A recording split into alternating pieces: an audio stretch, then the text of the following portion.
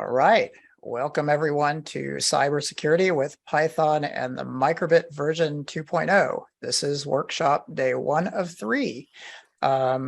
These workshops are occurring on Monday, Wednesday, and Friday, July 25th, 27th, and 29th. Each workshop builds on the previous one, so please attend all 3.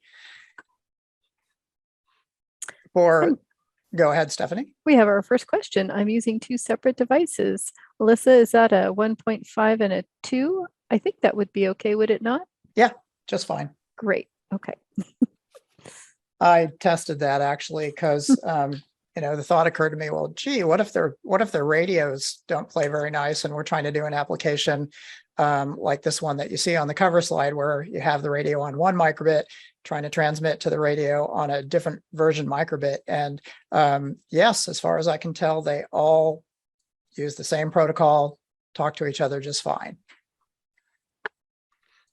So for anybody who wants to open the slideshow on a tablet, I have this nice picture for you. And then here is the shortcut to the slideshow. For those of you watching on YouTube later, that ought to make life easier. And then this is the direct link to the slideshow, which just in case this one expires at some point, you'll still be able to get to it through this long link. And I'll go ahead and paste that link into you all. So anybody who wants to, oopsie.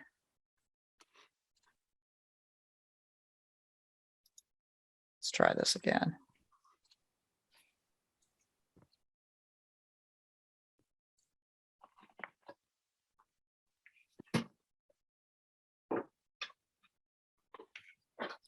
Like me to copy and paste that? I was almost there. Let's try that. Okay, you beat me. I had a head start.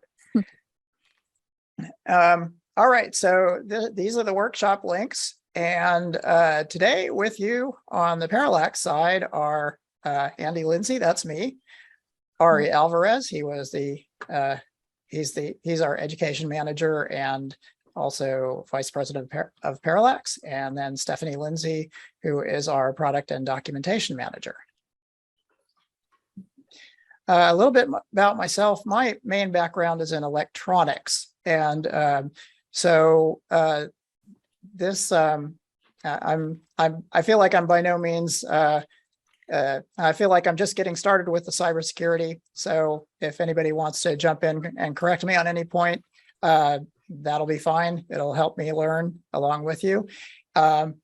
However, for this particular approach at introducing cybersecurity, I think you'll end up agreeing that the background that I have works pretty well.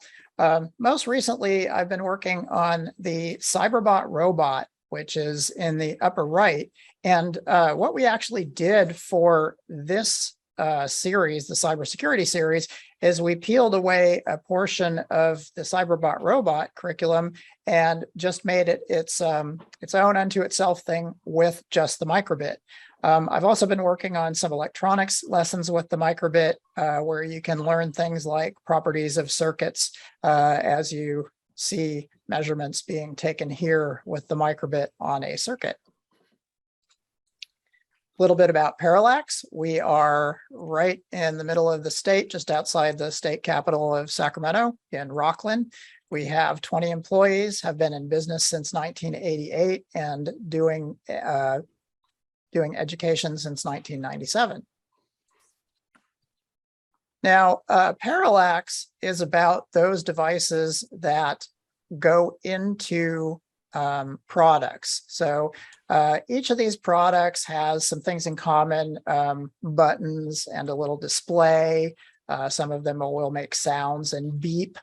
And the reason they can do that is because as they were built in the factory, they had built into them a microcontroller, a small chip that has a program written in it, and that program monitors the push buttons, it updates the displays, it makes the the device beep when you press a button.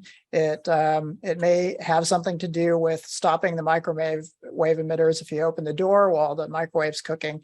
That's the kind of thing a microcontroller is. And microcontrollers are used in cool inventions like you see along the bottom here. Because basically you can write a custom program for it and connect custom circuits to it and make the two work together to get stuff done, like a drone with a GPS and the Harbor Branch subs. Certain subsystems of those are controlled by microcontrollers, and then this experimental mechanical millipede. Chip Gracie is the Parallax's chief inventor, and Ken Gracie, his brother, started the education program and also has been doing marketing for Parallax. One of Chip's most amazing inventions to this day is the basic stamp microcontroller that you see here on the right. He created this in the 90s, and it literally completely changed both hobby and educational electronics. Prior to this, it was very much a skilled technician's or an engineer's game, being able to build circuits, connect them to a programmable device, and write the program to get that device to do what you want with the circuits. With the basic stamp, that brought it into the high school and junior high school level of approachability, and also was really great for hobbies, for hobbyists, and developers also used it when they needed to get something prototyped rapidly. 20 years later, the Microbit is one of a series of microcontrollers over the decades that have been influenced by it in essentially the goal of making electronics and microcontroller projects simple, fun, and approachable. And they've done a really great job, and the BBC has become ubiquitous, or the Microbit has become ubiquitous, and it got off to a really good start since the British Broadcasting Corporation, the BBC, distributed a couple of million of them to all of Great Britain's middle school students. And so, they've been growing since then. And this slide is just an example of some of the projects you'll find at the Make It Code It page on microbit.org. And they're really fun. You can go to one of them and say, let's just take an easy one like the beating heart. You can go to the beating heart page and learn a little bit about it. And then you can actually, it'll open it for you. And if you choose Python, which will be the emphasis of today, and then click open in Python, it will actually take you to the python.microbit.org editor and open up the script for you. And okay, that's scary. I need to make sure that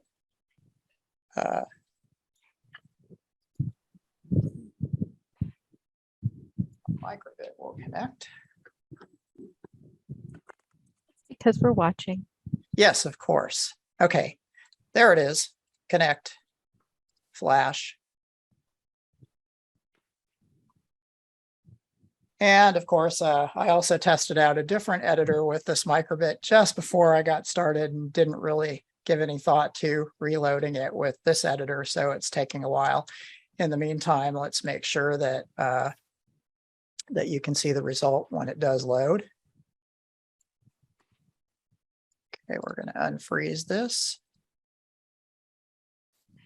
Okay, looks like it's just about done. And there's our beating heart. So just a quick little plug for Make It Code It on the BBC Microbit site. And there's many, I guess I actually want to show you one more thing while we're at this.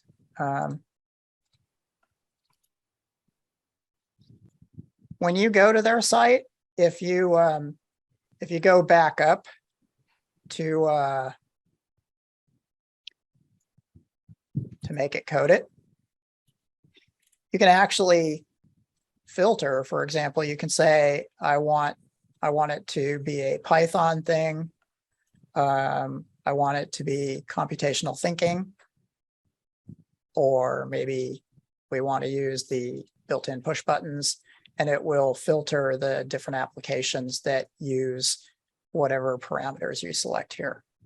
And so it's kind of a nice way for young people to get kickstarted with the Microbit by experimenting with pre-made examples. Now, that is one example from a series of YouTube videos that some of you may find to be very useful, especially for the middle school grades. This is a pair of Microbit only YouTube presentations, and the links are right here for each one of them. The first one I think is especially useful. It really takes a deep dive through all the BBC Microbit sites resources, and the thing I just showed you is just one example. Okay, with all that said, on to what we'll be doing today. We've got a little bit more to do in the intros and overview category. After that, we'll talk a little bit about how to use the editor, since saving, renaming, and opening is not exactly the same it is in, say, Microsoft Word or something like that. And so it's worth talking about a little bit. After that, the rest of this session is going to be a scripting clinic. And so we're going to go through some scripting basics as well as some of the more in-depth Python features. I'm guessing we might not make it to radio basics today. That's okay. We'll probably move it over here. This is the first time we've done this, this workshop, so I'm actually not sure how far we're going to make it, but I'll do our best to get us through as far as we can, but without hurrying us too much. And so instead of moving on to the next slide, I'll talk about Wednesday and Friday. So this is the computer science basis for the cybersecurity lessons with the Microbit. On Wednesday, we are going to be moving to the actual cybersecurity lessons within the Microbit. And these are mostly scripting oriented. And so that's why a strong foundation in scripts is what we're going to try to get us to today. Then on Friday, we'll do any catching up that we need to do from Wednesday. We'll also be demonstrating some with the Cyberbot robot that has a Microbit in it and has some lessons above and beyond the cybersecurity lessons that we're doing with the Microbit only, just so you can see. It's really cool, and some of your students might end up liking it a lot. We'll also go through educational resources, take a look at what's available for teacher materials as well as student materials, where to buy certain things if you're interested, and we'll talk about upcoming workshops. A little bit about the BBC Microbit Foundation Cybersecurity track, and then we'll also look at cyber.org's cybersecurity material. We'll take a look at their technical cybersecurity class and some of the workshops that they offer. And then we'll go ahead and wrap it up with some final discussion, and then move on to an excellent weekend.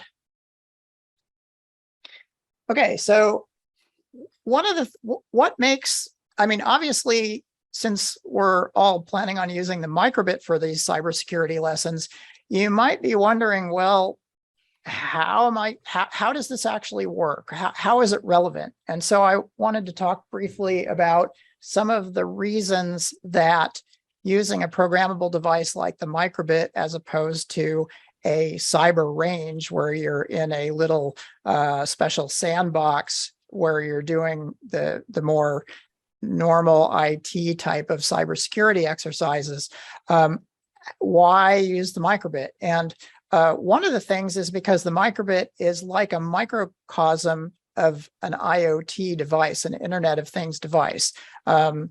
It's not on an IoT network per se, but it can be put on a radio network. And so that's very important. And these are some news stories. And with the slideshow, you can actually click each one and then follow the link to the news story to read more about, and these are just two examples of many articles about Internet of Things device vulnerabilities.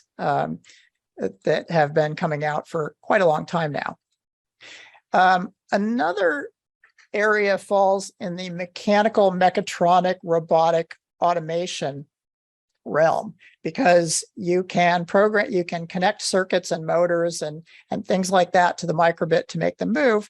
And on the microbit little network, you can also hack in and prevent them from moving properly. And further, you can write additional scripts to protect yourself from having that happen to you.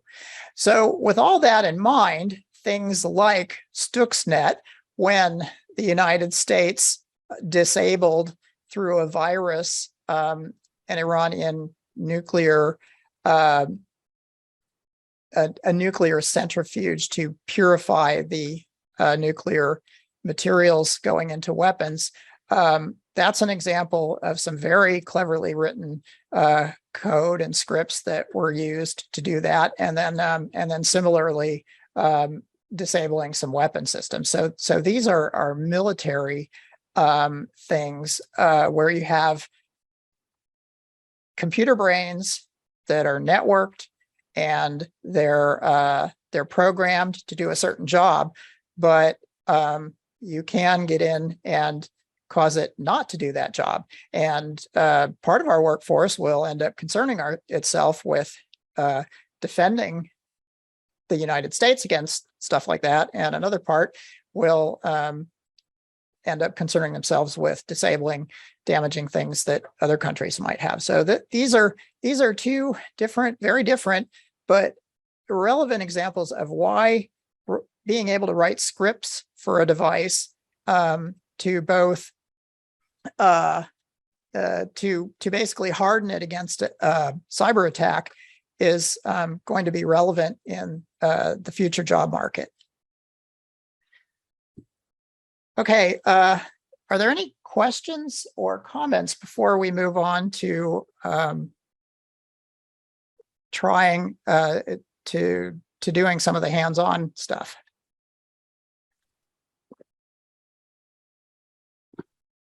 Okay, well,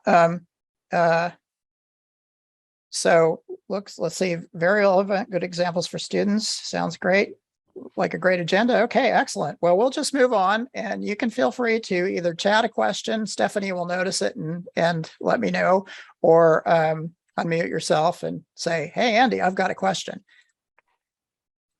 Okay, so as I mentioned before, the Cyberbot series was where cybersecurity came from. So Cyberbot is a superset of the cybersecurity tutorials. And this is at learn.parallax.com/cyberstudents. And that is where you can see these two tiles. Go ahead and take us there. And, oh, weird. I guess I did the wrong link. Let me try again. Oh, that's right. Okay, so these tiles will take you directly to these. And then if you click outside the tiles and follow the link, you'll actually see the page where these two tiles are. And then you can take a look at the Cyberbot and cybersecurity and see that the Cyberbot has quite a lot of little activity booklets or chapters. And then cybersecurity is a subset of those. And we do include some of the Cyberbot projects primarily because they can be done partially without the robot.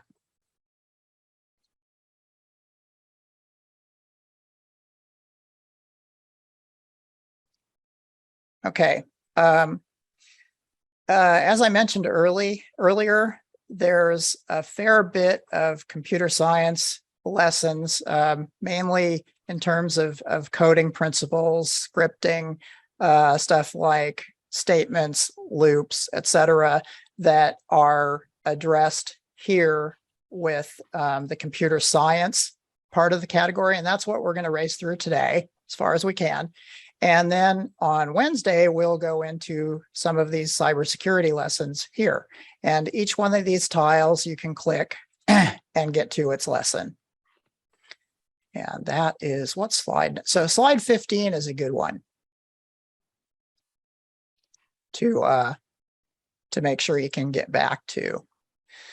Okay, so before this workshop started, and this is primarily for the benefit of those who are watching this on YouTube later, we have here a link that you can follow to the instructions that we all did before coming to this course. So we essentially tested out our microbits.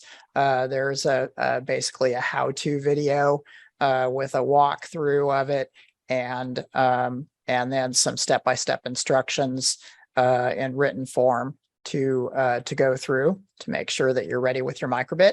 And since we are using more than one microbit, will be another bit of the homework was, okay, connect your microbit, one microbit to 2 microbits to 2 computers, and test it out, make sure both your microbits work, make sure you can both attend the Zoom. The other way to do it is to take your 2 microbits that we're using and plug them both into 2 USB ports on the same computer. And there's a few more steps for this test, but it's still not too bad. One interesting note is that when you connect to your, when you have 2 microbits, you'll see 2 microbit instances when you click the connect button, and then each microbit's serial number. If there's only 1 microbit connected to your computer, you won't see this serial number because it'll just tell you, hey, here's your microbit, click it, and then click connect.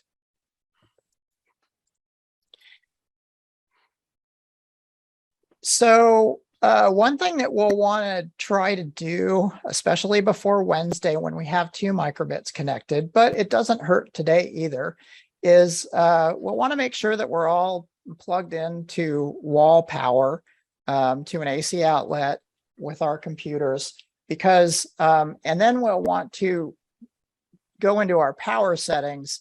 And for any of you who are plugged in but operating in power saver mode, we'll want to increase that to as much as your computer is okay with outputting. And so on this Windows machine, this is an example of clicking a little battery in the lower right of its taskbar and then sliding that performance slider all the way to the right.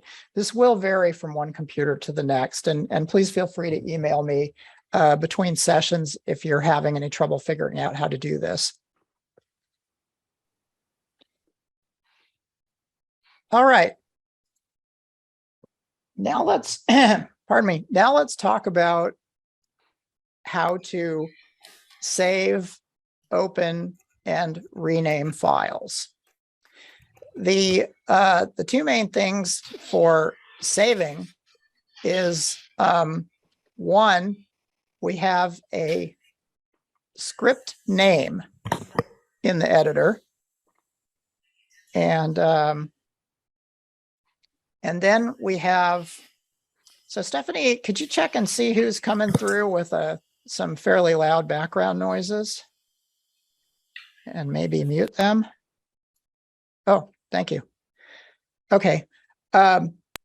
So here's where you enter the name of the script. And then for any other file operations, this load save button here, namely save and open, is what you'll want to click. When you click it, there's going to be a dialog box that opens up. And if you want to open something, you can just click this or browse for file. So that's essentially your open button. And then if you want to save anything, use the download project hex button. I would avoid using the download Python script option. And a lot of people ask why, and there's a couple of reasons. First of all, it causes your browser to warn you that you're downloading a Python script, which could contain something harmful to your computer. In the case of the microbit, it almost assuredly does not, but you'll see that warning every time. Secondly, the Python script is just a script. A project hex file contains other things, and especially with robots, when you have modules in your in your project, little add-ons that give you extra code functionality, those don't come with the script. They only come with the hex file. The hex file contains any modules with extended functionality that you end up adding to your code. And I will go through that and show you how that works in a little bit. Okay, so now let's do the basics. And the first one I want to show you is just something from the tutorials. Andy, yes. before you jump in, sorry to interrupt, I was muted. We have a hand up. Oh, pardon me. Rosa has a question. Hello, Rosa. Hi, Andy. Thank you so much. One quick question. When you said some of the lessons I will go over, back in the, I think it's slide 15 or something like that. Yeah, right. Yeah, right there. So the cybersecurity, those options, so we could do them without the robot, like yes, all of them, or just some of the ones that we will go over? Okay, so let's take a look now. I think I'm probably going to do some experimenting with navigation control from a keyboard, because I want to say that one is not as good unless we display the key that is pressed on the microbit, which I'm not sure if we do or not. I'll take a look at that and get back to you. But let's go back then to radio tilt control. Radio tilt control has quite a few activities. Sure, it's currently showing, gee, you can use one microbit and the radio connection and tilt your one microbit. And as you tilt it, it is controlling the speed and direction of the robot, which is really cool. And yeah, you would need a robot for that final part of the activity. But if you're just measuring tilt, that's all with just the microbit. So here's a script to measure tilt with the microbit. And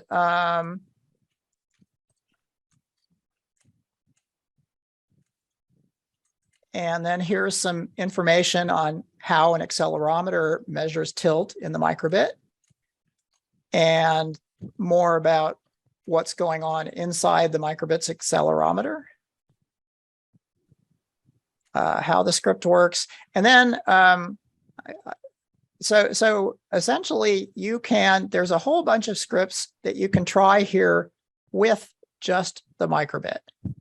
And so in this one, it's showing that you can use a microbit or the whole robot, and you can rotate the microbit, facing it up and down so that it's perpendicular to the ground as you rotate it.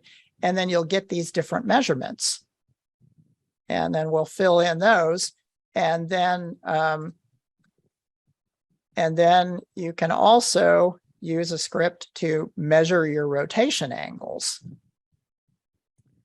I have pasted into the chat the link to the Learn page with the cybersecurity lessons on it, and explained that only the projects at the bottom require the cyberbot.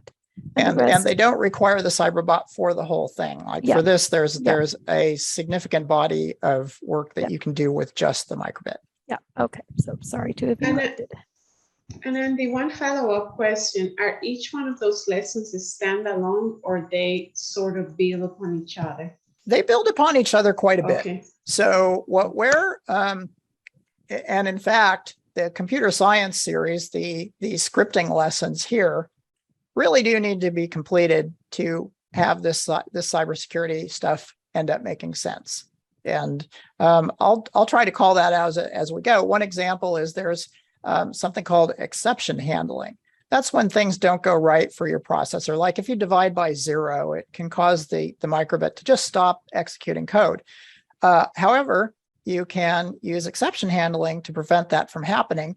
And that is then in turn used in, I can't remember whether it's sniffing or brute force, but essentially there was somewhere where handling an exception made it critical. And then also inside the robot, if you're sending it the wrong message. Yes, that's right. If somebody hacks you and you're sending the wrong message from one microbit to the other microbit, if you can force it to divide by 0, as an example, by jumping in there and sending it a message, you can cause an exception. The microbit freezes, its whole application crashes.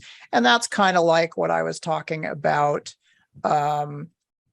back here. I would like to mention at the beginning, on the very first page of each of those tutorials, there will be a list of prerequisite tutorials with links, so you know what you have to do first. And there will be a list of tutorials that is a prerequisite for that you're now ready to proceed to. So from any tutorial, you should be able to figure out where you need to have been first and where you can go afterwards, right on its first page. And I'm showing that what Stephanie is talking about. Yep. Okay. All right, now it's time to get hands on hardware. Yeah. I'll mute myself for a while. Okay. Well, thank you. All right. So the first one I want to do is straight out of the book, so you can just kind of get a feel for what it's like using the textbook. So, some of you who have been to previous workshops may have seen or done this several times already. But hold tight, we'll get to some new material within the hour, I'm sure. All right, so here is the first example, which is the LED matrix, and it's in writing microbit programs. And writing microbit programs, the most important part of this, I feel, are the essentials of what you're making a device do when you write a script for it.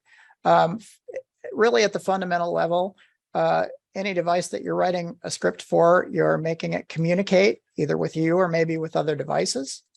You're making it remember, as in storing and retrieving information. You're making it calculate. It's going to have to do calculations to figure out maybe how many times to repeat something, or what direction the robot should go, or how far you've tilted the microbit, things like that. It will make decisions. Gee, if I tilted the microbit a certain distance and it's on a pinball machine, maybe I want to send the signal to tell the pinball machine to disable the paddles for a second as a punishment for tilting it. And then repeating, causing the pinball machine to play one game after the next, or the microwave oven to work every time you type in how long you want it to run. Or repeating a certain number of times, maybe saying, okay, timer for cooking, count down from 5 minutes to 0. So those are repetitions. Also, here are constants and comments, and then we actually use some of the microbit features and write functions, which are little pieces of code that make it more convenient to do these things to get more powerful stuff done. And so we'll start with this basic example here. Should we already have our microbit plugged into the computer? Oh, that's an excellent question. Yeah, yes, by all means, please. Let's stop now and plug in our microbits. Just one or both? Just one. Okay.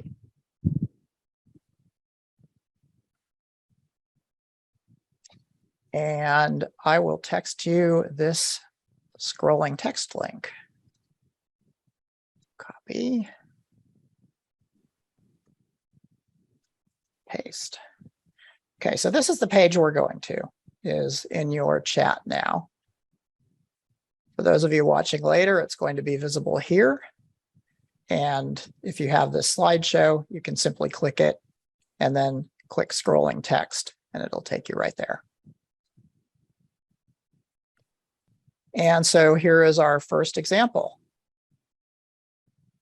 which what you can do is shade it, copy it, and then open up your python.microbit.org editor. I'll go ahead and chat you that link. Oh, you just copied and pasted your text though. Oh, did I nuke my text? Okay. Yes, you did. Thanks. Let's see here.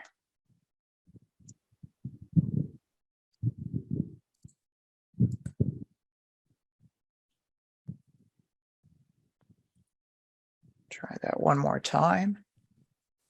Okay, and then essentially we want to shade the default text and go ahead and paste in our work.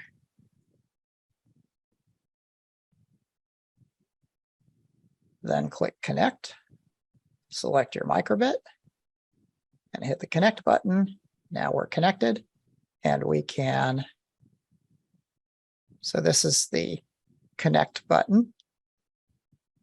And then once it's connected, you can click it again to disconnect or click flash to make the microbit display its hello message, which it never really comes through very well with my little document camera, but it did just display hello. And for you, hopefully it'll be a little easier to see on your own microbit. We get thumbs ups when we're working or show it off on your screen. Excellent. Oh yeah, Ari, maybe I should try that on my screen as well.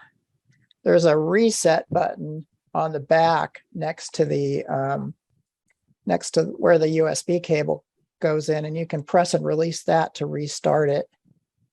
Oh, that looks so much better on this camera. Okay, nice. All right. If you're still scrambling, shout out stop. Otherwise, I'm going to move on to the next topic. I heard someone say, oh, error message goes to the screen as well. So I hope that was a good discovery and not indication that you're stuck on an error. If you are getting an error message on this little guy, so like let's say that maybe I have too many L's in display scroll. When I flash it, we will end up seeing a frowny face and then a description of the error message. I find that kind of hard to read. So here's a pro tip for you. When you're watching this error message displayed, and if you feel like you have to read it 3 times, you can instead just hit open serial. And I'm going to open and close it. And then when you do that, it's going to explain to you as much as it can tell about the error. In this case, it's telling you, hey, in line 5, microbit display does not have an attribute called scroll. And so if we go back by closing the serial and correcting it, then flashing, everything's better. So that's the best way to get a quick look at the error messages. Boy, I sure would like to redo this so that, well, I think for Wednesday, I'll need to do a little bit of work with my document camera to see if I can get it to render better. Okay. So this is an example from lessons within the online textbook, if you will. And each textbook has a chapter like writing microbit programs. And then that chapter is split up into activities. So LED matrix is one activity. And then that particular activity has several sub-activities. And but remembering and using values only has, well, it has several things to do and try. And then solving math problems, likewise, there's lots of good stuff there. And what I would like to try doing is going through something that kind of summarizes the communicate, remember, calculate, solve, and repeat to basically make sure that especially any of you who are new to Python here can can end up feeling more confident with your experience when we start doing more with scripts to do cybersecurity on Wednesday. So I'm going to start by giving myself a cheat sheet here. And there's two reasons for this. One is that the basics.hex, I believe that's what okay, so I'm going to keep this and I'm going to keep this off screen. And then I'm going to show you it a little bit at a time. So for communicate, instead of display.scroll, I'm getting ahead of myself. First of all, they're calling this hello.py. We're going to call the project hello. And so over here in the script name, we need to save our work. So let's all call it hello by updating the script name. Then let's save it. Load save, download project hex. Remember from an earlier slide that this is how you open a file is or browse for file, and how you save a file is download project hex. And so here now is hello.hex. It's both at the bottom of Chrome, and then it's also going to be in your file browser. In my Mac, that's Finder. And in downloads. Okay. So here is hello.hex. And so now we have a copy of that. So what happens? So first of all, I want everybody to name their file and then hit load save and download project hex and verify that they have it in their downloads. And so you can click show in Finder, or I don't know, what does that say for those of you who have Windows? Show in folder, maybe? Okay, I'm getting a nod, yes. So, and then does anybody have a Chromebook? Can tell me what they do? Show in folder, maybe? Not sure, but anyway, there's always a way in Chrome to open up your file browser and take a look and make sure you've got it. Now, once you've got it, let's go ahead and nuke our work by hitting this little refresh button up by the web address. And it's going to warn us, hey, you're going to lose your work. Well, we saved our work. So what we're going to get is the default Microbit program.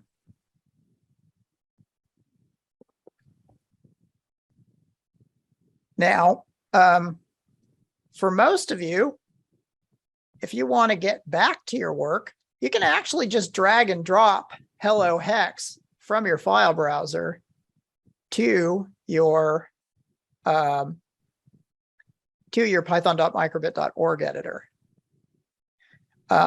If any of you have any difficulty dragging, and you can drag and drop it from your downloads folder, or you can even, if it appears on your downloads ribbon at the bottom of Chrome, you can actually drag and drop it from here. I'll go ahead and nuke my work again. And then there we are. That's one way to, oh, wait. Yeah, there's hello.hex. And I'll nuke my work again. And then bring it in from here, from my downloads folder. And then for those of you who have any trouble with that, or if you don't feel like opening your file browser, you can just hit load save and then or browse for file. And then it'll allow you to open it with your file browsing dialog. You can simply browse to it, select it, and then hit open. And here you are back with your work. So if you want to change, if you want to make some changes, you can also change the name of the file. So you can say hello again, or how about hello with print? So now what I'm going to do is change it so that instead of displaying on our LED matrix display, it'll simply display in this serial terminal right here. So we're going to replace display.scroll with print. Connect if you're not connected.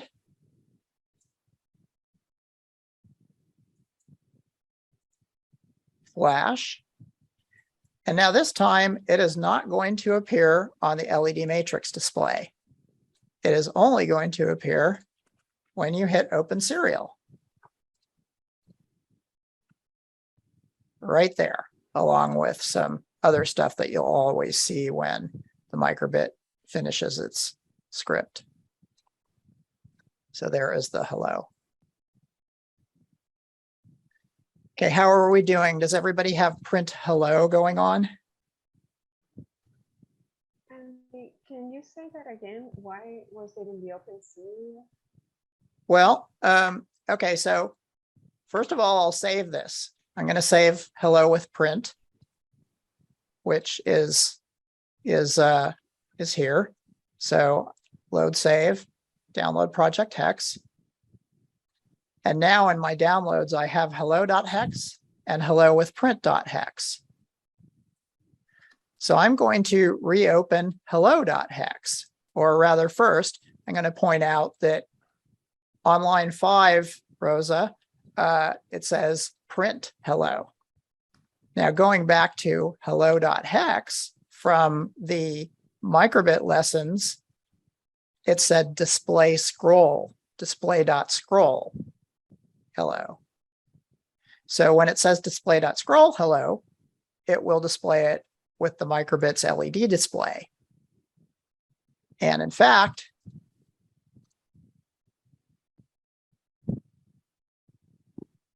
we can use print hello to first display it in the serial terminal, and then display.scroll hello to see it on the LED display all at the same time. So if we flash this, we can hit open serial and see hello, and then look at our Microbit and see that it too is displaying hello. Go ahead and restart that. Andy, Yes. I don't know if anyone else had this issue, but I had to reconnect my Microbit in order to for it to work. So I am a little behind. I don't know if anyone else had to reconnect theirs, because I tested it over the weekend and everything was fine, Okay. but it didn't work immediately. I had to reconnect mine again. So I'm a little behind now. Okay. So what? So you had to plug it into your computer, and Right. then Mhm. and It's then reconnected now, and I copied and paste this, what's on the screen now, the hello. oh, good. Here, and I'll copy and paste this in. In fact, Mhm. I'm going to rename it the basics. Okay, so we're renaming. And Apparently a lot of folks were having the same issue.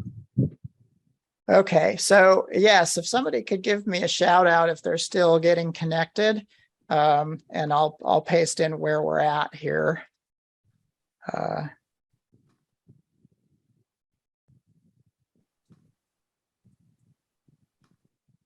See here. Yeah, the basics. Copy. And then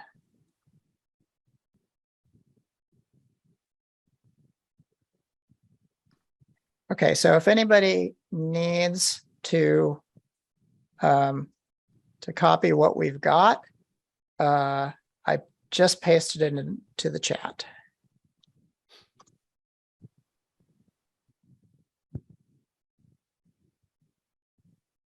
Hey, Andy, Yes. real quick, I forgot to put the quotes in hello, and that gave me a problem, so I figured it out. Oh, excellent. Yes. Oh, by the way, I got held up by a train. Actually, in my example, I used single quotes. Mhm. It does not matter unless you want to display single quotes. Like if you have, you know, if you have something that's inside single quotes, then your outer quotes need to be double quotes.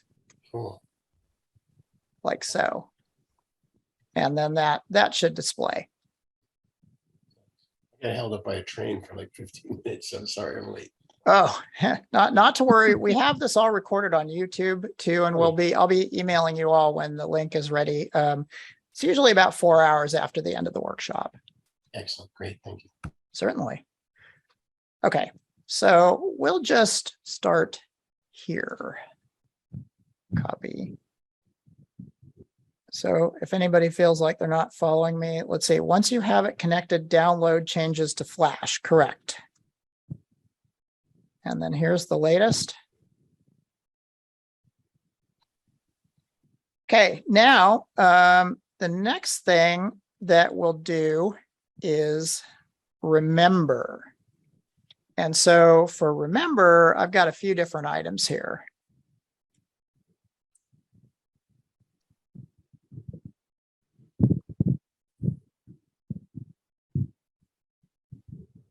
A equals 2. B equals 5. F equals 1.414. T equals text in single quotes. All right, and then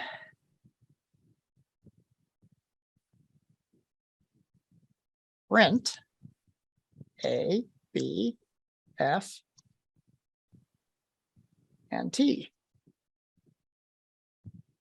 So once you've got that all typed in, I'm going to move this to the left side, and hopefully you'll have your editor on the right side and can go ahead and type along.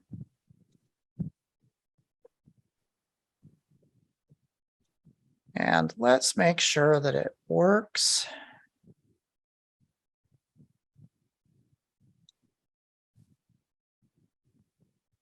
Flash. So after you flash, nothing will happen on your display. It's all going to be in Open Serial.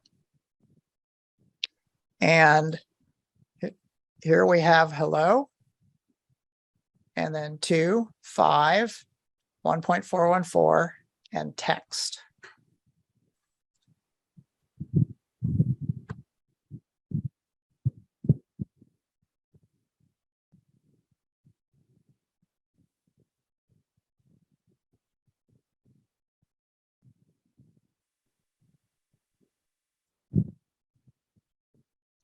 Okay, so how are we doing?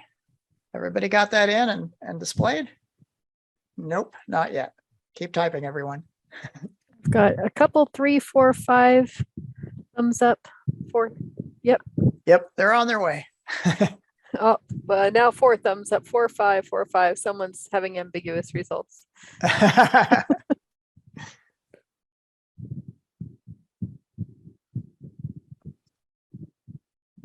So for remember then, this is storing, or this is storing information. We're giving 2 integer values names, A and B. We're giving a floating point value, the name F, and we're giving some text inside quotes, the name T. This, by the way, is called a string, and it's a special object in Python. And by printing that, that means that the microbit has to run into its memory and find the values corresponding to each of those variables that you assign values, and then essentially communicating those. So it's remembering and communicating here. And I know I'll get asked, why does the serial output happen twice? Is the code triggered both on Lash and on Open Serial? Flash. I think you're right. Basically, if I flash it, it runs. I think actually this could be considered a bug in the software, because we see it here, and then we see the same result again here. Now, when I close and reopen Serial, then it happens only once. And I wouldn't have known the answer, but frankly, I think your suggestion about happening once on Flash and then again when you open Serial is probably the right answer. Thank you.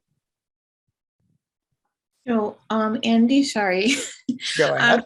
After we type this, what do we do next? Do we click Flash, or you're saying not to click Flash? Yes. So click to load the program or the script into the microbit, click Flash. Okay. And what's going to happen is the next step is to open Serial, but you'll see two copies of your program running. You'll see, or of your script running.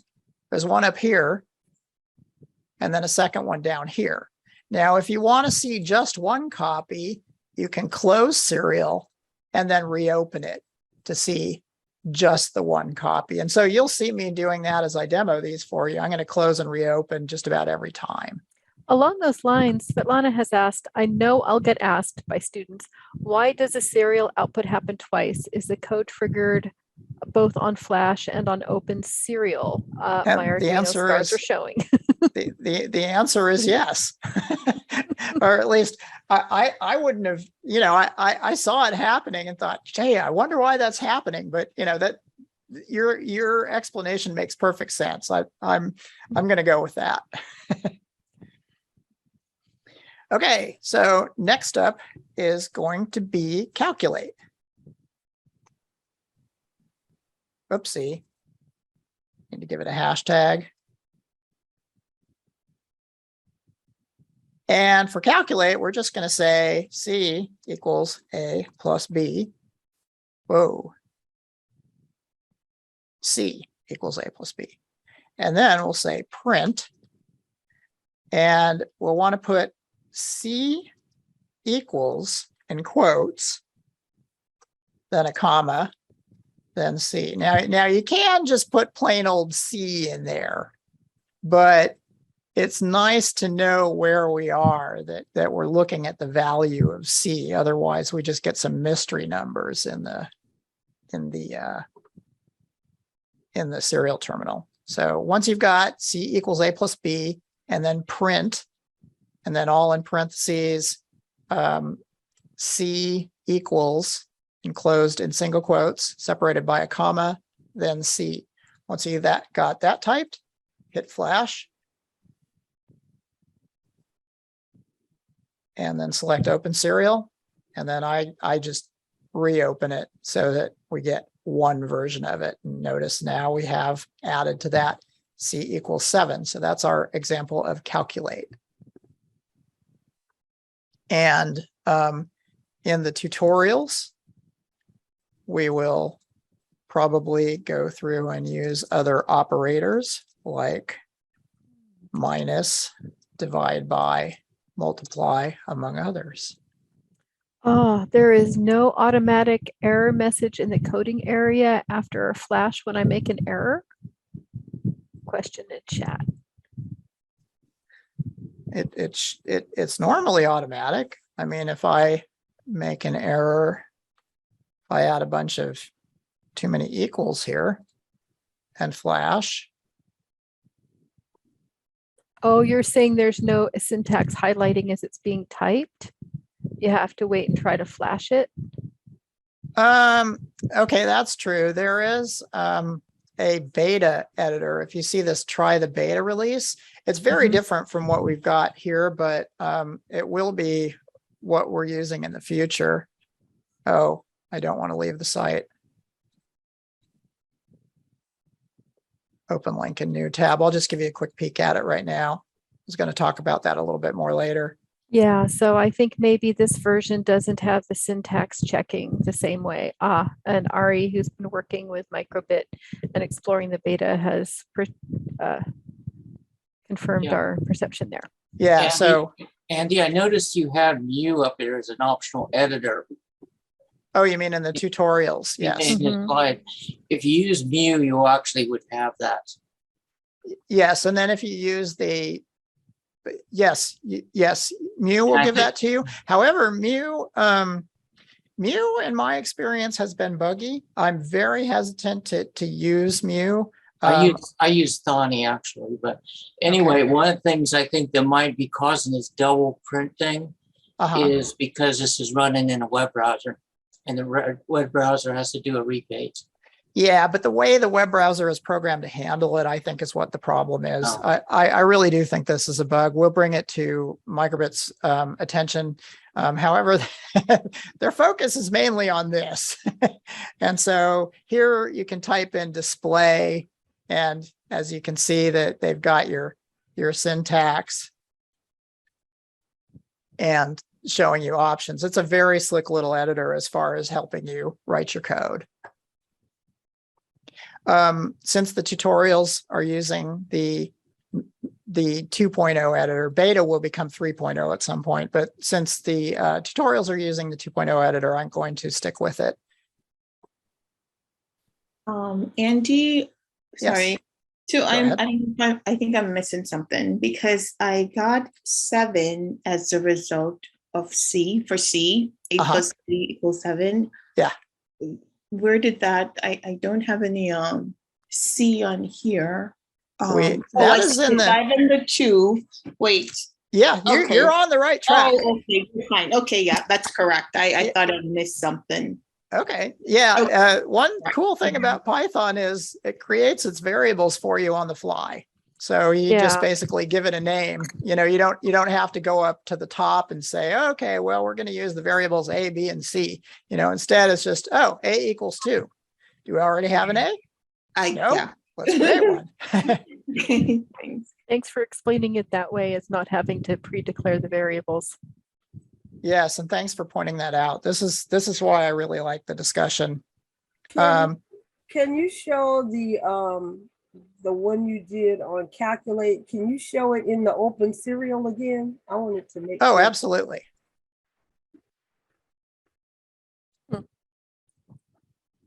Oh, Where's your did I syntax add a error? mistake? Oh, maybe that was that old syntax error. Hopefully I corrected it. Okay, there we go. All right, so hello is the communicate. Then the remember is the 2, 5, 1.414 and text. And then C equals 7 is the result of calculate. And then this is stuff that you will always see. I was getting an error message, so maybe I typed something in wrong. Okay, here, let me paste you in, whoopsie. Let me paste you in the entire script Okay. so far. Now, if you want to save your script to go and hunt for the error later, hit that load save button and then download project hex. You could also just add to the name something like broken. Okay. Okay, and then let's see. Okay, so I just, whoa. Copy. Paste. There we go. Okay, it is 4:05. Would everybody like to stretch their legs for 5 minutes before we move on? Okay, so we will go ahead and actually, since it's coming up on 4:06 for a 5-minute break, I'd like to do reconvene at 4:11 and then go ahead and add however many hours that is for your time zone. So let's go ahead and take a 5-minute break. And then anybody who's not feeling like taking a break can go ahead and just kind of ask me random questions, and I might end up repeating them to the folks when they come back. I will keep the recording running then. Okay, sounds good. I was Yes, Rosa. struggling, kind of like keeping these 2 windows. But what was that explanation that you just said, that it was a great different way to explain? Different way to explain. Yes. Well, I think Stephanie said, oh, I like how you explain that. Oh, what did I just explain? Oh, the variables on the fly. Yes, that you didn't have to go ahead and say, I'm going to make a variable named A, I'm going to make a variable named B. You didn't have to pre-initialize any of the variables. It looks like you did up here with the A, the B, and the F. You said what those variables were ahead of time, but you didn't have to make C ahead of time. You got to go ahead and just say, I'm going to define C right there in terms of the other variables right in the middle of making the calculation. Exactly. So in other words, you didn't have to initialize C? That's correct. What you Yeah. were all trying to say? Yeah, I mean, Yep. you don't have to go up to the Interesting. top and say C equals none or something like that. I get it. Thank Yeah. you. And you know what just happened to me? And I mean, I fixed it already, but I accidentally selected everything and I pressed it. There is not like an undo in this editor, right? Correct? No Control Z in the editor. Well, I see, that's what I was trying to do, Stephanie, to Oh. paste it for a friend, but then I just pressed the letter C. So it replaced all my code. Oh, yes. There is not You can something Control like an Z. undo. Yeah, can- yeah. I Do you have mean, a you- I'm Mac? I getting know you or- can Control Z Control on C. Chrome. Yeah, do you have a Yeah. Mac, Windows, or Chrome? I have a Windows. All I was trying is to do Control C, but apparently I didn't hit this Control. So all Yeah. it did was, you know what I mean? It replaced Okay, so my I'm text. going to save my work here. Yeah, So I did first I'm going to save hit it. load save and then download Project Hex. Yes. Okay, then I'll do the same thing you did. I'm gonna oopsie. Yes. I got to remember that I'm in a Mac. Command all, Oh, yes. and then I'm gonna go. Oh no, I That's hit it. C. Yeah, that's what I did. Now you can then hit Command Z or Control Z in Windows to undo that. Oh, okay. See, I didn't know that Windows had a control and do. Thank you so much, Andy. Yeah. So Yes. so C and V, they're right in the bottom row there. They do four different things. Those are the ones you got to know. ZF, C, and V. yep. Z is undo, X is cut, C is copy, and V is paste. And then in Windows and Chromebook, you use Control, and in Mac you use, I think they call it Command. What is the key in Mac? Does anybody know? I think it's Command. Yeah.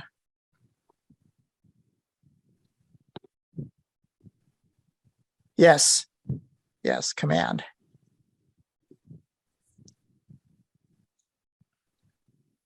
I'm Okay, so using a- while we are on break, can I ask again, what is the reason for downloading a hex rather than a pi?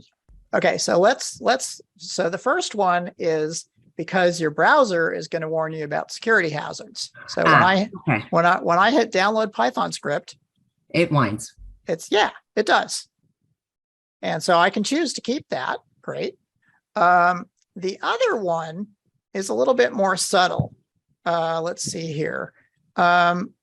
Sometimes in your project files here, so right now the basics, that's main.py. Sometimes we'll have modules added. So we'll add a file to the project that will have some code that you can access. And if you add that file, but you only download the Python script, you lose that file. However, if you got it. download the project hex, it stays. So it's the entire project rather than just the file. Exactly. Got it. And Thank you. and since there's no drawbacks to downloading the project hex, and there's two possible penalties, I always try to stick with downloading the project hex. Also, if you're emailing it, it's the same thing.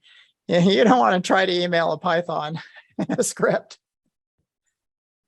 All right, so we are. You'll break the internet. Oh, the internet's fairly robust, but the browser that's the email client that's receiving it might, especially if it's got some sort of antivirus, might really have some things to say about it.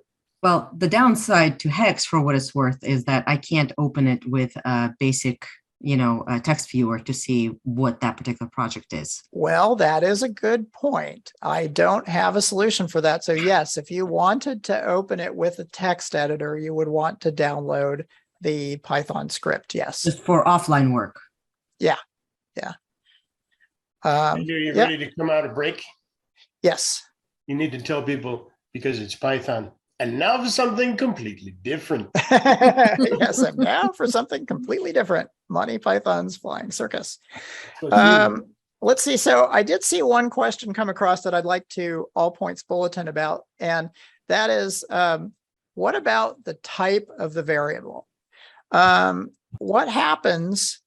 So the type of A and B currently is integer. The type of F is currently floating point. The type of T is currently string. Now, that happens automatically based on what you tell it, what kind of value you give it. It will automatically adjust its type. And so later on, if I want to say F equals more text, my type of F, first of all, I lost the floating point. Secondly, F at this point has become a string type. So type is automatic and it's context sensitive. So that was a question that came over the chat. Thank you, Cindy.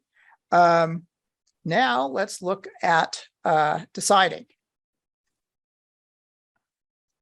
Now we have A and B up here.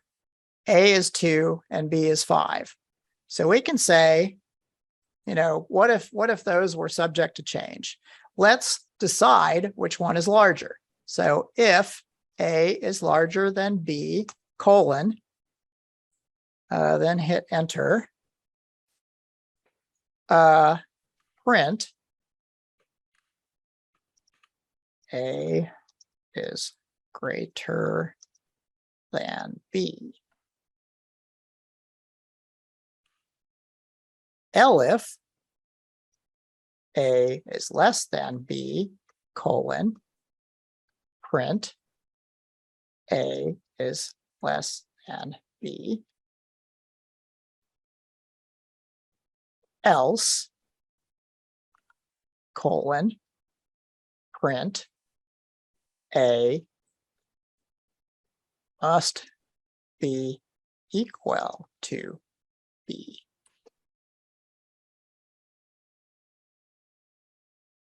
And if you want to do this short, just to save your time, you can say A greater, A less, A equal, something like that.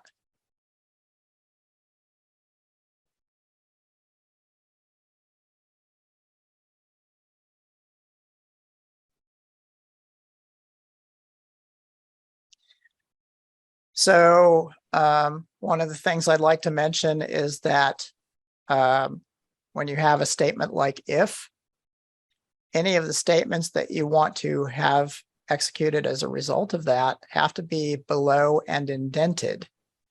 The next time you are not indented, it moves on to the next thing. So we could have something like sleep 1,000. We could wait for a second before continuing. And since both of these are below and indented from if A is greater than B colon, they both are executed. And then when we get here, that's now a different thing. So when we try this,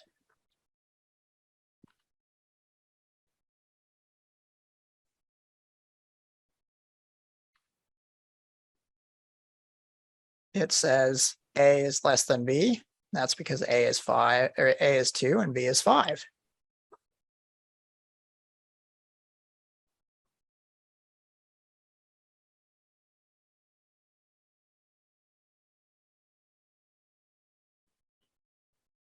Okay, how are we doing with that? Thumbs up. Excelente. Some thumbs up. Okay, so next up, let's do repeat. And the first flavor of repeat will do a loop that repeats a certain number of times. So let's see.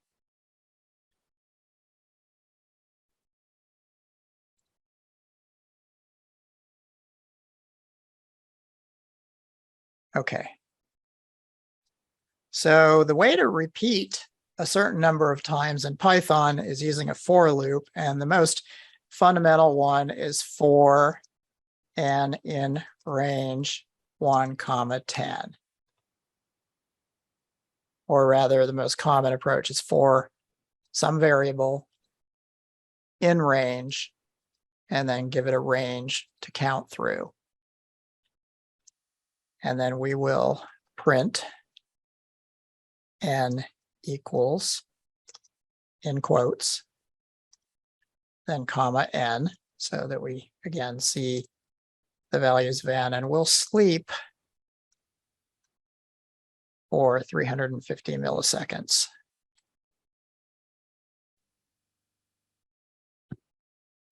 So let's flash that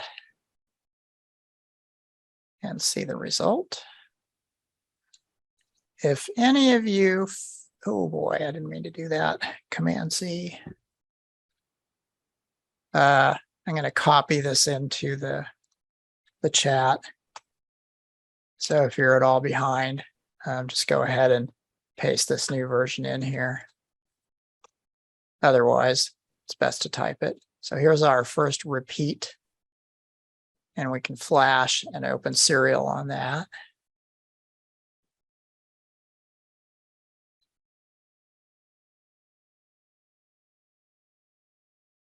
And do you see how it counts slowly from 1 to 9?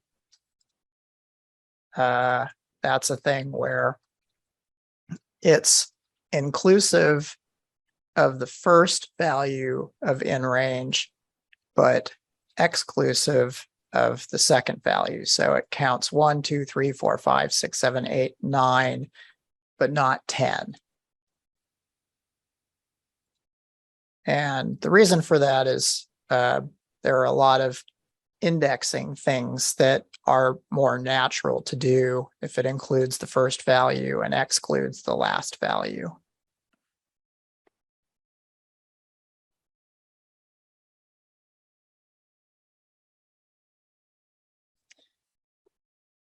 Okay, and then there's the infinite repeat.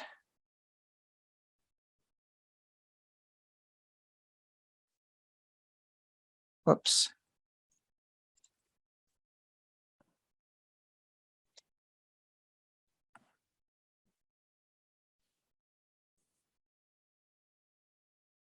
You can call that an endless loop. And we'll, our value of n just went away after that finished. So we'll have to recreate n and set it to 10. And then say while, and in this case, instead of while true, is the way to make things happen indefinitely, repeat indefinitely. And then, by the way, notice here's another place where the things that we want the for statement to do are below and indented. And then I went back to the same level of indentation. And so now this is no longer part of that for loop. So indentation is how a statement with a colon like this will contain the code below it. And the same applies to while true. And we can actually take this print n equals right here and paste it here. And then n equals n plus 1 and sleep 1000. Let's flash that.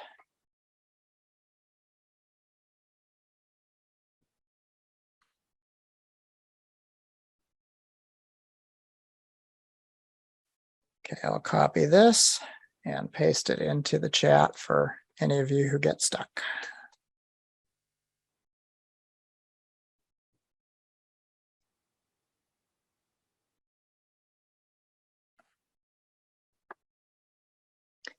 and then flash and open serial.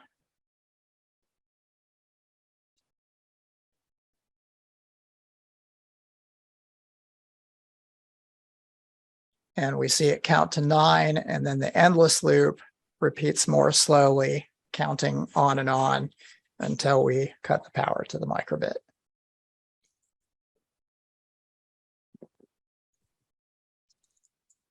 And that concludes the basics.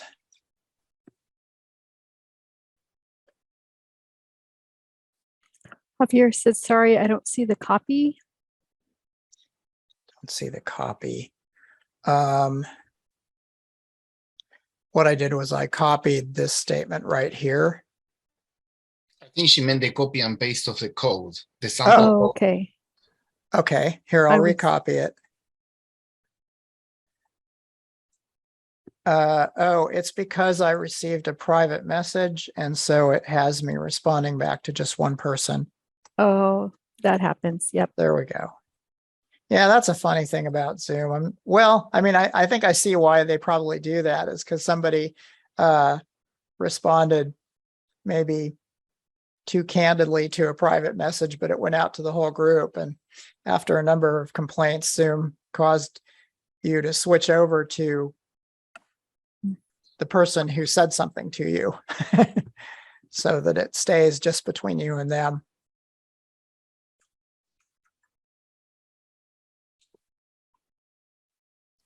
So I would recommend saving this code now. Go ahead and hit the load save and download Project Hex one last time. And that'll be the basics, which is a summary of the chapter on Python coding. It's obviously a very truncated version of it because we're trying to fit quite a few hours into just 2.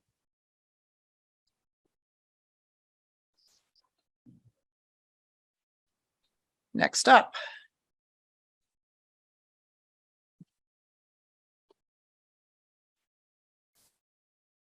Okay, if you have any questions, like let's say you're looking at this code and you think to yourself, hey, what is that 350 in sleep? Well, best way to go is to click the help button here and go to documentation. Then you could actually just type in sleep in the search field and see what comes up. Microbit module, microbit.sleep. Wait for some number of milliseconds. So now we know that that 350 was 350 thousandths of a second. So that's an example of using the help button, which, and also I should add that if we go back to the main page here, where we started when we hit the question mark, there's a great little purely Python tutorial, purely microbit, MicroPython tutorial here that takes you through quite a few features of the microbit with Python. So this is another excellent resource. I have it in another slide. Are these generic or only for microbit Python? Well, the microbit module right here is where sleep is defined to give you milliseconds. If you have a different module supporting a different microcontroller, sleep might have a somewhat different meaning by default. And so now other things like print is purely Python and or MicroPython in this case.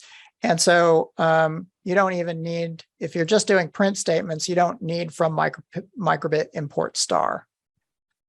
And if you're doing A equals 2 and B equals and et cetera, that's all also just plain old Python. But yeah, sleep right now is the only one that's coming out of the microbit module, which we imported here and which is documented here. API reference, microbit module.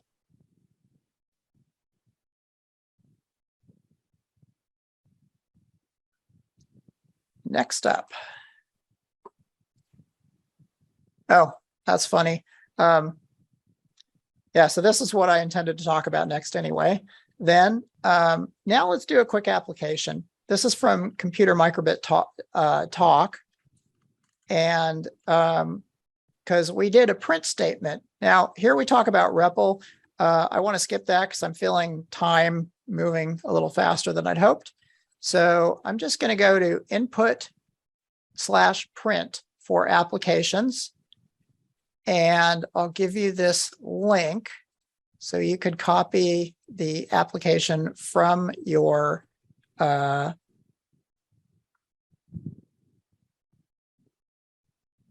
chat. Okay, so this is the link. And then this is the actual script.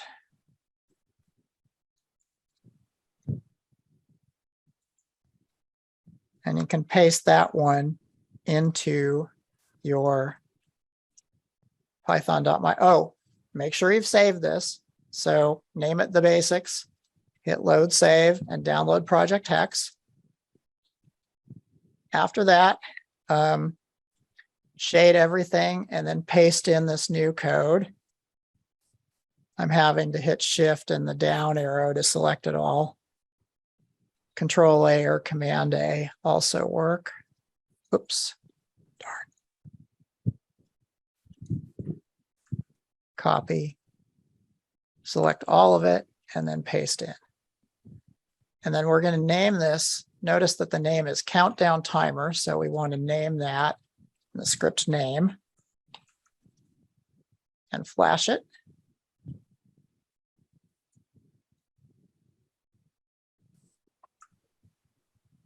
And then when you get to the serial terminal, it's going to say enter seconds to count down. Use a small number, like maybe 6. And then enter the message after countdown. So let's say liftoff.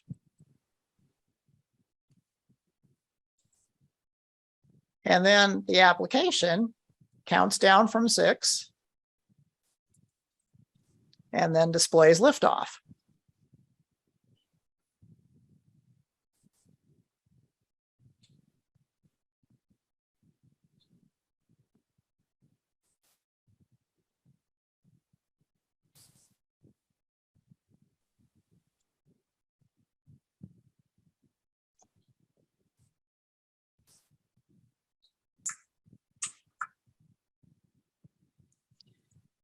So basically, you can click next to, if you when you open serial, you can click next to the colon and then type your number of seconds and then whatever you want to say after it's counting down.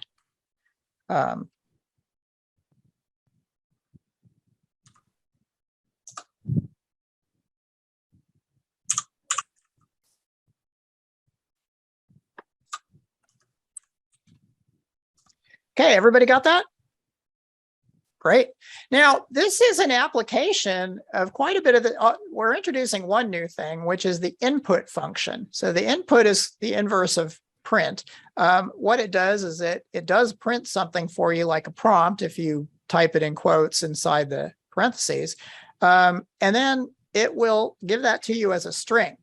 And Cindy, about automatic values. This is a case where you have a string that might say 5 or 12. And that string needs to be converted from a string to its integer equivalent. And we use the int operator, or I'm sorry, the int function. So we can put the text that has an integer value as text, and int will convert it to an integer value and store it in value. And only at that point is it ready to go through with our while value is greater than or equal to 0 loop, where we print the value, wait for a second, subtract 1 from the value, and then rinse and repeat. Finally, the message is printed. So here's an example of those basics now used in an application. And this application is actually going to get reused several times. It's going to be used in radio communication. We'll have us enter these values in one microbit and then have the other microbit receive the values and actually do the job of, let's see here, 5 and high. The second microbit will be the one that displays these results after the first microbit sends it via radio. Then later on, we'll have to harden this to prevent people from trying to hack in and change our values.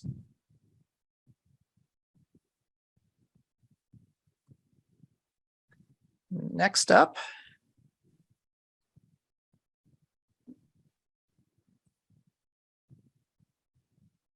Okay, I'm going to talk, I'll talk briefly about functions.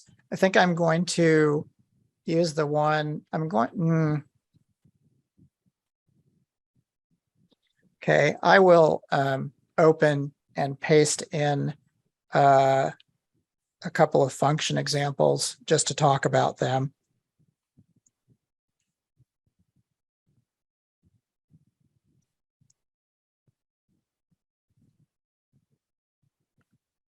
Okay, so the first one is basic function. Oops, don't forget to save your countdown timer.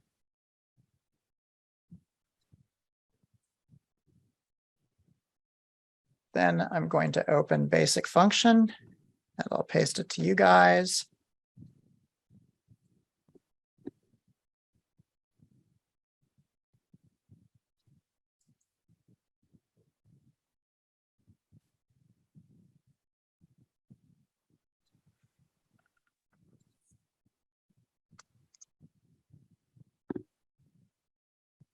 Okay. So go ahead and repeat, just paste this in and take a look at it. And actually, let's quickly look at it before we run it. This is a function right here. It's another thing where you have a colon and then indented text. And now when the microbit is running this, it first goes and gets everything from the microbit module. And so that you can use sleep, for example. Then it says, oh, look, there's a function. Great, noted. After that, it reaches something that it actually executes, which is print hello from main. So it's going to say hello from main first. Nothing's happening up here yet.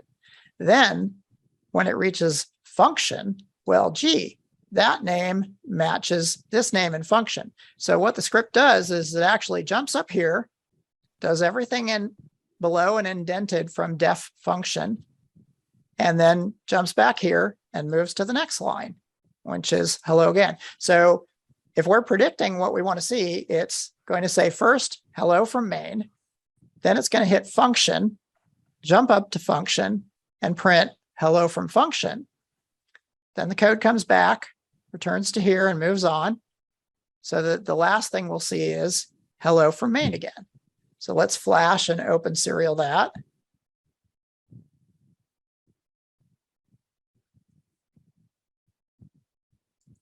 And sure enough, that is exactly what happened.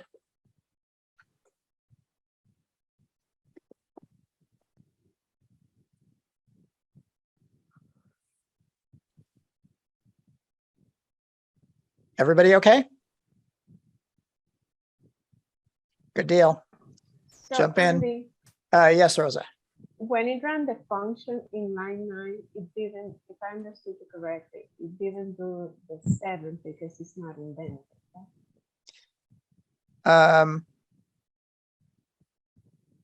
I'm not sure. So are you on this program that's on the screen here? Yeah. Mhm. Okay. And then what did not happen? Well, okay, let's see. It didn't, the line 7 is not part of your function, correct? Line, that's correct. Oh, yes, you're exactly right. So So- basically, you know, if I said print hello again from function, that would be part of the function. And so the next line that is not indented, or is at the same level of indentation from the function, is the one that it is basically no longer part of the function. Yes. And it also turns out that since Python skips over a function, it needs to know about it. So we put it above, but it skips over and it doesn't actually do any of this. Mhm. So line 8 is the first executable line. Yeah. Line 10 is where it jumps to function and then does the job and comes back. And line 12, we're back in main again. Yeah, I think this is a good example to illustrate that, a function can only be executed when it's called. Yeah, and I'm glad you Okay, asked that. fine. That's going to help for tuning our documentation. You're welcome. Okay. Andy, one other question. Should any of this be showing on the microbit or no? Oh, yes. If you flash it and then hit open serial, and I'm going to do it twice so I can just get one copy. It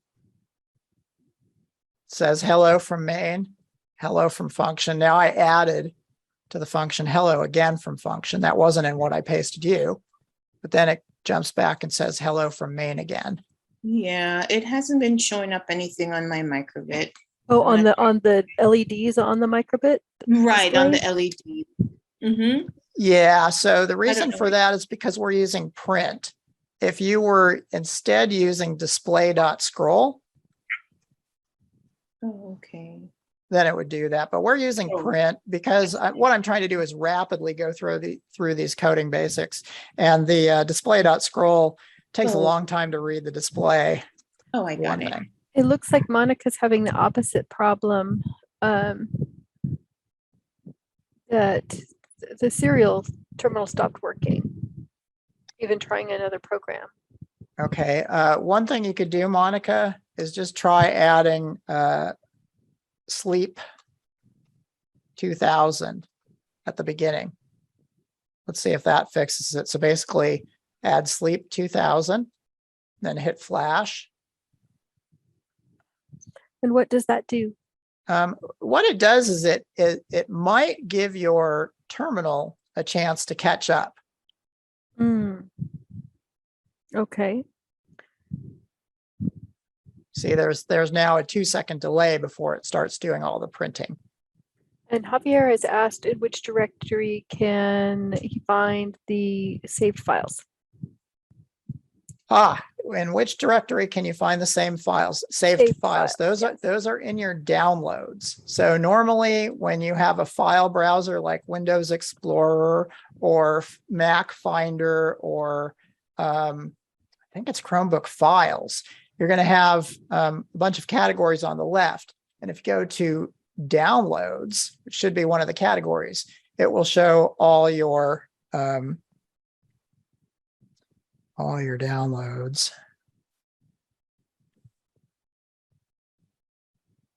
So here I'm in the downloads folder, and these are the different files that I've downloaded today.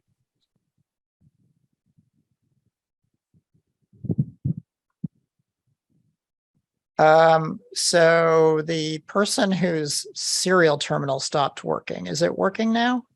That was Monica. No, I'm trying everything that everyone's recommending and nothing is working. Sorry. Okay, so the scorched earth approach would be to hit disconnect and then actually unplug your microbit, plug it back in, wait for a few seconds, try hitting connect. I did. Oh my. Okay, so let's have you take a look, just watch and then we'll try to get you after the main session. How about that? Okay. I'm sorry, guys. Oh, certainly. No, not at all. So there are a few more variations on let's see, in the interest of time, I'm just going to talk about them a little bit. Oopsie. Okay, let's try hitting the right buttons here. Okay, so this first one is, this is a function, but do you see this value in parentheses? So what's going to happen here is this value is, here's our function call. It's actually inside the print statement. And the way this is going to work is increment 5. So Python goes and looks for increment. There's increment. And then it's going to take 5, plop it in value. And then value equals 5 plus 1. So the new value equals 6. And return value causes this increment of 5 to suddenly become 6. And so it'll say increment 5 colon 6. Now there's also, you can add more arguments. Stephanie, I always forget, are these arguments or parameters? Oh, it's an argument that you pass when a parameter needs it. Okay, so these are the parameters and these are the arguments. So the arguments 5 and 6 will be loaded into parameters value 1 and value 2, which get added together, put in a variable named result, and then that gets returned. So this becomes 11, and then it'll display add 5 and 6, and then you get 11. Now, over here, I think in the interest of time, I'm sorry. All right, so here's a tricky thing about Python, and it's called variable scope. I have a global variable here, k is being set to 10. Now inside this function, k is being set to 3. Big warning, this k did not overwrite 10. So when we call increment value, we'll see that k is 3 here. But down below, when we're not in this function right here, when we say print k, you will see 10. And that's called variable scope, and it's a pretty important lesson. See, we have 15 minutes left, so I'm just going to kind of give you guys an overview of some of the other stuff, and I'll send you the code examples to try out to go with these. Like here is a lesson on objects. Now, what I did here was I set up a program with a function that, oh, this one's too much fun. I gotta paste you in this one. Let's see here. Okay, so that is increment function.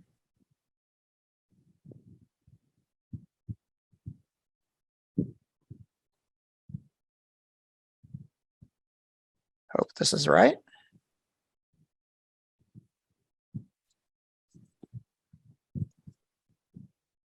Okay, here it comes in the chat. And then I'm going to connect and flash.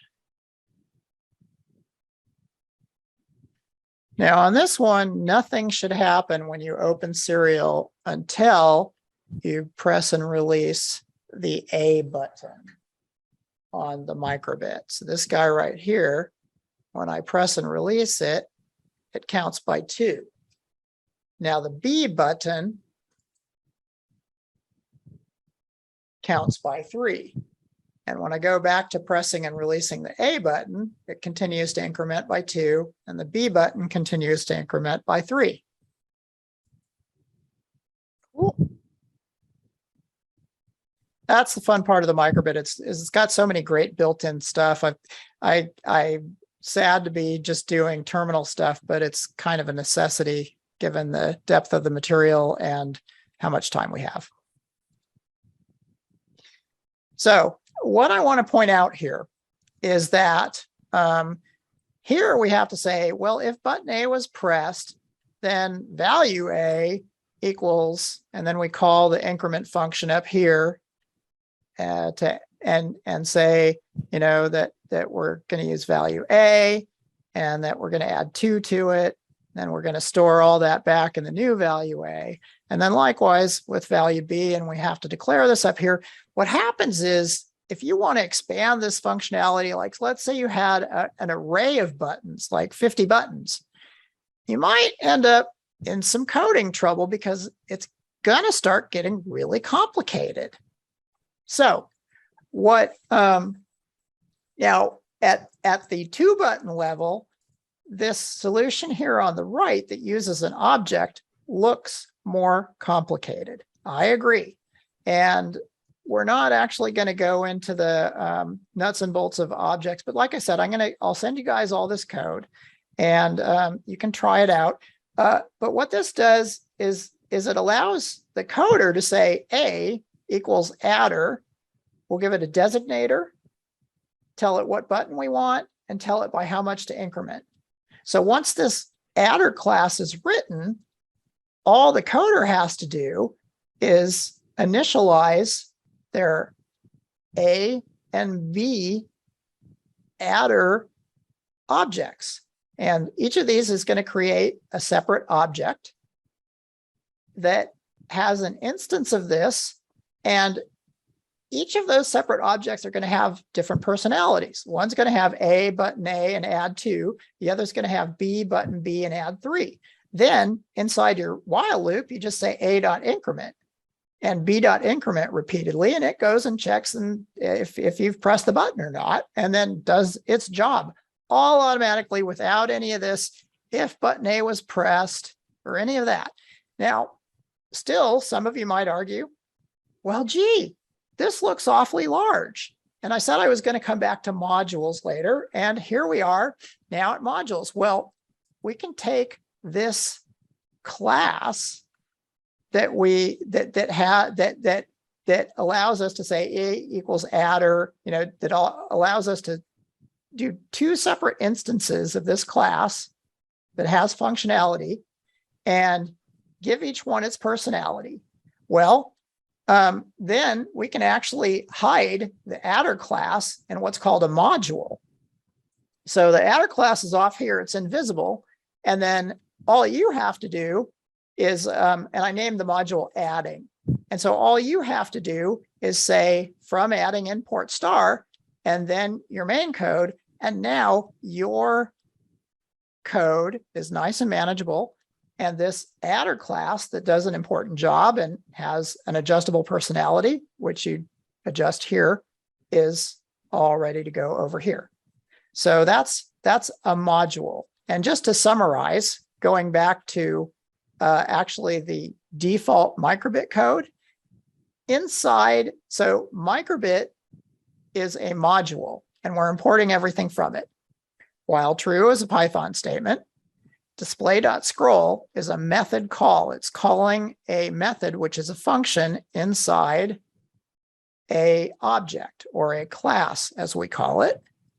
So when you see something dot something and then parentheses, just remember that's a method call inside an object.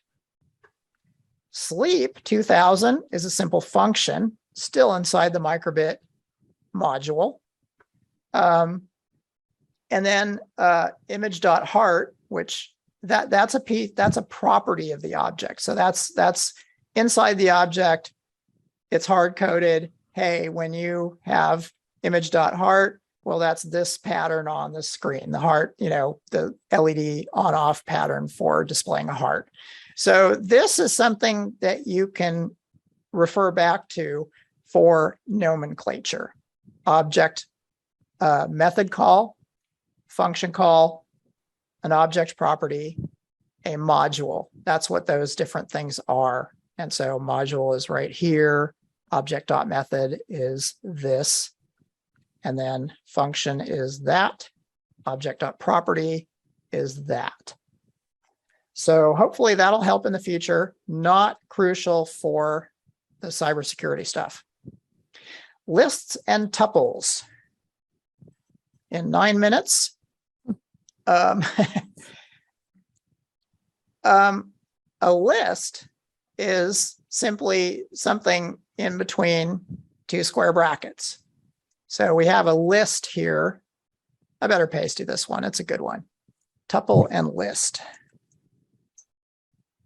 Close serial.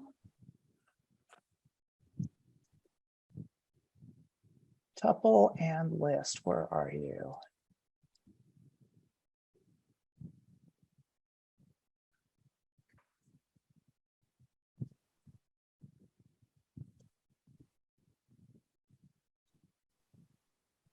I've got the hex file. I Oh, just, there you go. Okay. yeah, it's in. Okay, so go ahead and try out tuple and list.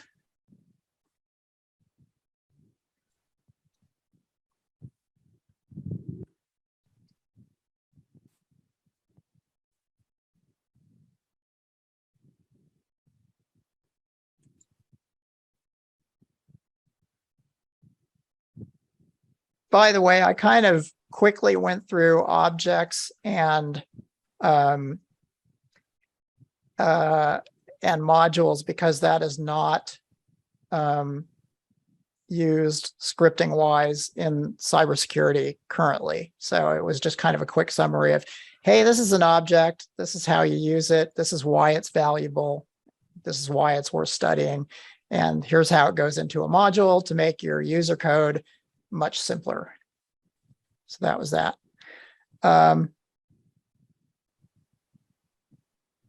Yeah, and I see somebody's mentioning that it was that object-oriented programming was a heavy lift, and I do agree. And so we didn't go into that for the cybersecurity, but this list stuff is pretty cool. So so here's how it works. This is a tuple. And all it is a list where you can't go in and do list surgery to change the elements. So it's referred to as a tuple, and you can print the whole thing. So you see, you'll end up seeing 3, 1.4, 1.4, 6, and 7 and high. Okay, but you can also say, well, gee, just give me the second element of the tuple, and so 0, 1, 2. Oh, okay. So we'll display tup of 2 equals high. Great. Now, here is the same list, or here's a list instead of a tuple. It's got the same list of values in it. The only difference is that now you can actually go in and change these elements when you want to in your code. You can print it the same way. You can access the same little piece, but here we changed high to buy and then redisplayed it. So, and then I'm going to add in one last thing, which is in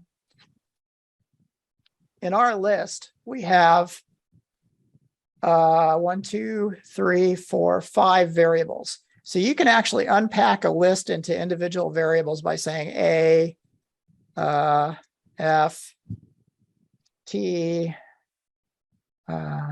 B, C equals tup.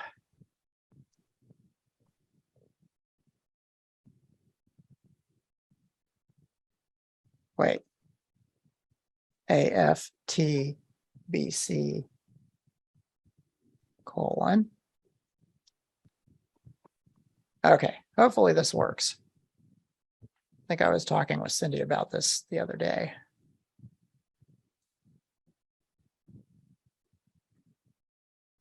Yep.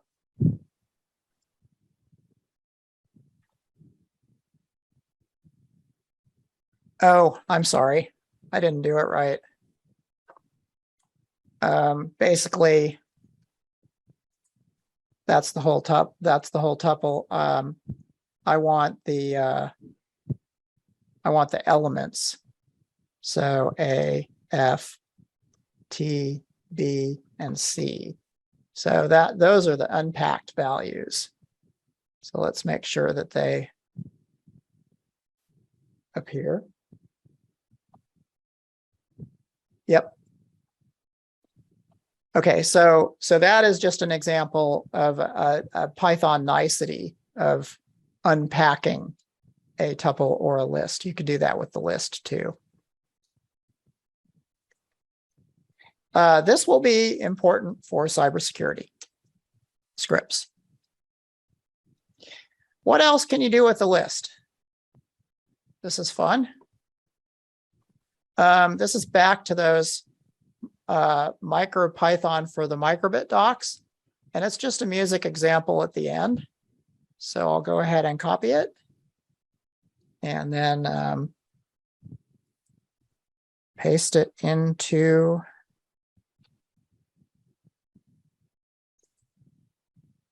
hold on.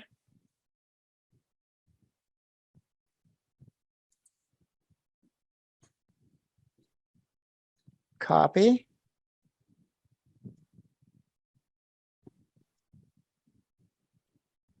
Okay. So let's see if I'm going to forget about the comments up top, and I might have to shorten it. Let's see how much comes through.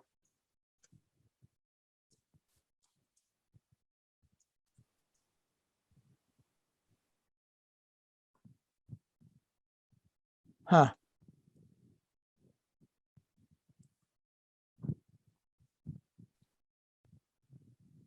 I don't know why my chat is now stuck. I apologize for that. Maybe it's just because I need to shorten this a little bit. It is a whole lot of commas. Yeah, it might be kind of long.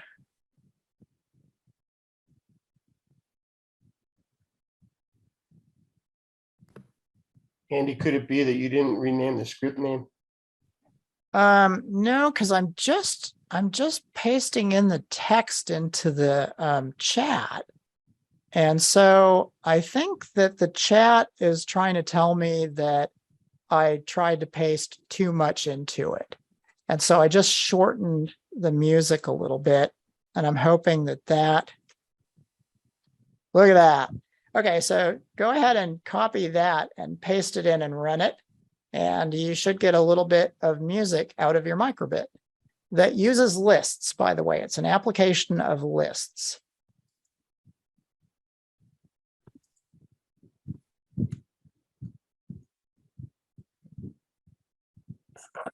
Was that audible?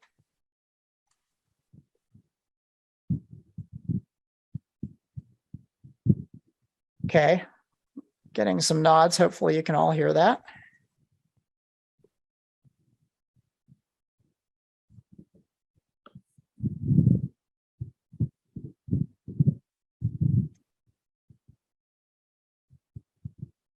Were you able to hear the music, folks? I'm seeing some smiles and some nods. Excellent. So again, here we have a list named notes with a whole lot of musical notes. And then we're importing music, and then music.play is a method call, and we're passing it the notes list, and music.play knows what to do with that. It's kind of a cool little application. So that is the end of today, and we have a little bit more to go. I wanted to talk about dictionaries and exceptions. And so we will hold that off for next time, though. I think we can squeeze the rapid version of dictionaries and exception handling for, and then we've got strings too. Yeah, I'll figure out how to add a quick summary of that, or possibly just refer back to each one as we encounter it, so that we can try to focus as much as we can on cybersecurity. Go ahead. No, you go ahead. No, go ahead, please, Stephanie.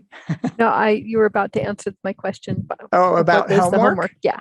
Well, at this point, I'm not exactly sure.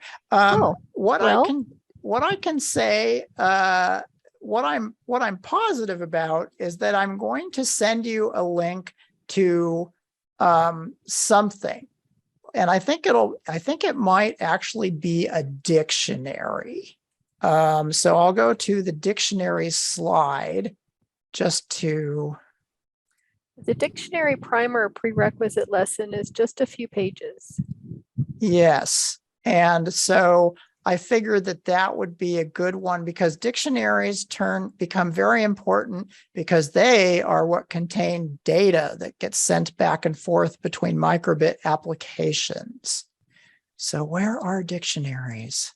Here is the dictionary primer. Here we go.